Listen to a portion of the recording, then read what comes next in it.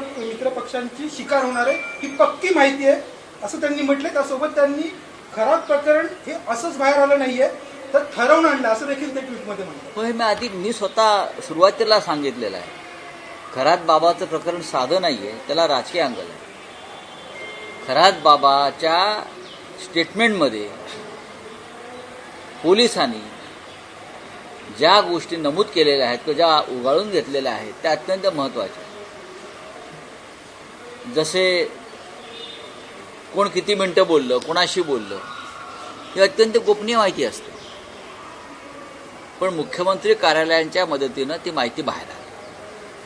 कोणाला तरी ती माहिती बाहेर काढायची की खराशी कोणते नेते कधी किती मिनिटं किती वेळा बोलले, ही अत्यंत गोपनीय माहिती आहे. CDR वगैरे वगैरे वगैरे ती कोणाच्या व्हॉट्सअपवरती सहज पाठवत नाही. मला जे काय कळतं, जी का आम्ही इतके वर्ष पत्रकारिता आणि राजकारणामध्ये काम केलेलं आहे त्यानुसार ही माझी माहिती आहे. CDR मला मिळणार नाही, मी खासदार आहे इतके वर्ष, मला कोणी देणार नाही, तो माझ्या व्हॉट्सअपवर कोणी पाठवणार नाही. ज्याच्या हातामध्ये सूत्र आहे ते गृहमंत्रालय किंवा मुख्यमंत्री, त्यांच्या मदतीशिवाय CDR तुम्हाला मिळू शकणार नाही. त्याच्यामुळे जे ते म्हणतायत ते सत्य आहे की खरात बाबाच्या माध्यमातून अनेक गोष्टी उघड केल्या जातात. खरातच्या खांद्यावर बंदूक ठेवून शिकार कोणाची करायची असं खरात संकेत द्यायचे. एक लक्षात बघा, खरातचे खांदे म्हणजे काय असे महान खांदे नाही आहेत, एका ढोंगे बुवाचे खांदे आहेत. पण या ढोंगी बुवाच्या पायाशी चरणाशी बसून फडणवीस मंत्रिमंडळातले काही मंत्री, राजकारणी, अधिकारी जे का उपद्व्याप करत होते त्याची माहिती समोर आली का आपोआप सगळ्यांचे बळी जातीलच. फडणवीस हे देवेंद्र फडणवीस हे अशा बाबतीमध्ये त्यांचा तो छंद आहे बळी घेणं हा. सुधाकरराव नाईकांचं एक वाक्य होतं, शिकार टप्प्यात आले की बार उडवायचा. फडणवीस म्हणजे सुधाकरराव नाईक नाहीत, पण त्यांना अशा प्रकारच्या शिकारीचा नाद आहे. सरकारकडे अनेक पुरावे आहेत, जेलमध्ये आयुष्यभर राहतील असे पुरावे सरकारकडे आहेत. कोणाचे? खरात संदर्भात बघा, आता खरात हा विषय मागे पडला आणि खराच्या माध्यमातून जी शिकार होणार आहे ते विषय महत्वाचे आहे. खरातचं काय होणार आहे सगळ्यांना माहिती आहे. खरात फाशीवर जाईल, खरातला जन्मठेप होईल, या सगळ्या गोष्टी सोडून द्या. खरात फाईल्समधून ज्या गोष्टी पुढे येणार आहेत किंवा ज्या कागदावरती उतरलेल्या आहेत पोलीस तपासात, जे अत्यंत गोपनीय अद्याप तरी आहे, त्यानंतर जी वादळ येणार आहे ते महत्वाचं. बीडच्या एका व्यक्तीने की सुमित्रा पवारांच्या जीवाला धोका आहे. ठीक आहे, बोला. क्या है उसमें? इस्लामाबाद टॉक्स हो रहा है पाकिस्तान में, विश्व के लिए बहुत महत्वपूर्ण,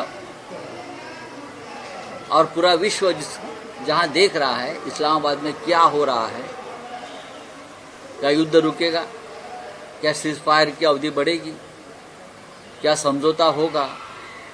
लेकिन एक बड़ा इवेंट, एक बड़ा वर्ल्ड इवेंट इस्लामाबाद में होने के बावजूद भी वहाँ के जो प्रधानमंत्री जी ने या उनके सरकार ने जो पब्लिसिटी किया है इस्लामाबाद टॉक, तो देखने लायक है. किसी भी होर्डिंग्स या बैनर पर प्रधानमंत्री का या किसी मंत्री का या किसी राजकीय नेता का फोटो नहीं है. हाँ, अगर हमारे यहाँ ये इवेंट होता तो क्या होता? सबसे पहले वहाँ के लोकल बीजेपी के लोगों के फोटो लगते, कमल का फूल आता, जैसे कि ये कमल के फूल से ही ये सब कुंज विहारी निकले हैं. हाँ, फिर ये पूरे एयरपोर्ट से लेकर जहाँ तक ये गेस्ट जाएंगे होटल या आसपास, वहाँ पूरा वो रोड्स पूरा भर देते BJP BJP BJP, Modi Modi Modi. Mumbai में बीच में आए थे ब्रिटेन के प्राइम मिनिस्टर और कुछ लोग आए थे, देवेंद्र फडणवीस, एकनाथ शिंदे, उनके पार्टी के लोग, इतने बड़े बड़े होर्डिंग. आपके समझ क्या है? ये एक नेशनल इंटरनेशनल इशू है, आप स्वागत कर रहे हो उनको, इसलिए बोला आप जाकर देखिए. इस्लामाबाद टॉक चल रहा है, पूरा वर्ल्ड देख रहा है वहाँ क्या हो रहा है. किसी एक राजनेता का फोटो वहाँ नहीं है, ना प्रधानमंत्री का, ना किसी मंत्री का, ना सत्ताधारी पार्टी का। हमारे यहाँ तो पूरा तमाशा बना देते हैं लोग। विदेश नीति उनका जो टॉप फेल हो गया है, तो इसमें विदेश नीति अभी क्या करेगी? देखिए, और 12 दिन बाकी है।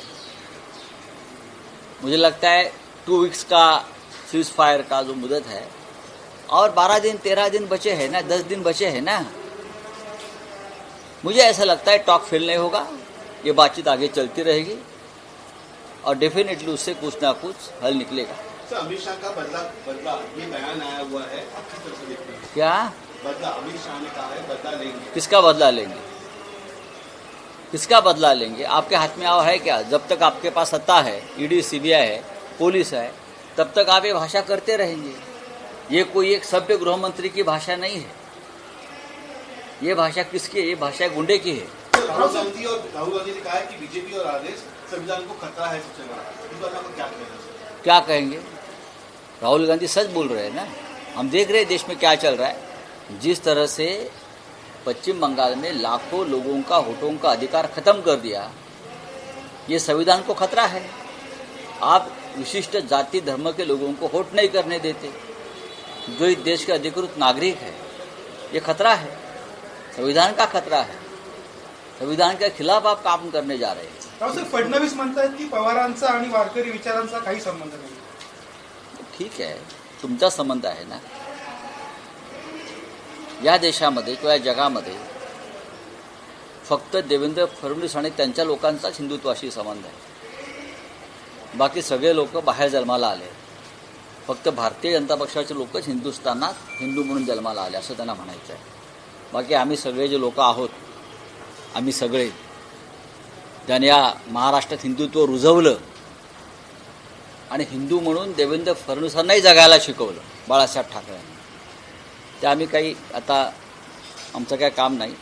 आता ते शंकराचार्य आहेत, ते शंकराचार्य आहेत ना। आता ते आपापल्या मठात बसून हिंदुत्वाचा विचार तो मांडतात, जो काय मांडतात आपल्याला माहिती आहे। ते जे हिंदुत्व मांडतात ते हिंदुत्व नाही, त्यांचं हिंदुत्व खराचं हिंदुत्व आहे। भाजपचं हिंदुत्व आहे खराचं हिंदुत्व आहे। भाजपचं हिंदुत्व तो कोणी अजून एक बुवा पकडला नाही, येंदे काय फंदे एरंडे, त्यांचं हिंदुत्व आहे, जे आम्ही कधीच स्वीकारलं नाही।